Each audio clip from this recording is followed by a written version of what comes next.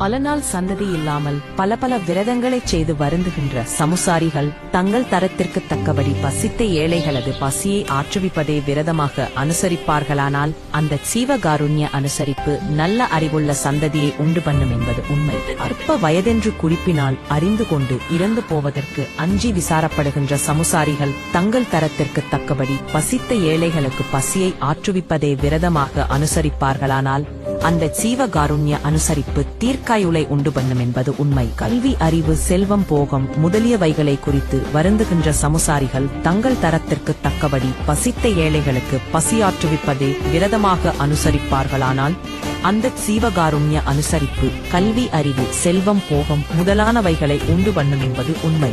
தங்கள் தரத்திற்கு ஒத்தபடி பசித்தவர்களது பசியை ஆற்றுவித்து திருப்தி இன்பத்தை உண்டு பண்ணுவது முக்கியம் என்று அறிய வேண்டும். சூளை, குன்மம், குஷ்டம் முதலிய தீராத வியாதிகளால் வருந்துகின்ற சமுசாரிகள் தங்கள் தரத்திற்கு ஒத்தபடி பசித்தவர்களுக்கு பசியாற்றுவிப்பதே விரதமாக அனுசரித்தார்களானால் அந்த சீவகாருண்ய அனுசரிப்பே நல்ல மருந்தாக அந்த வியாதிகளை நிவர்த்தி செய்து விசேஷ சௌக்கியத்தை உண்டு பண்ணும் என்பது உண்மை.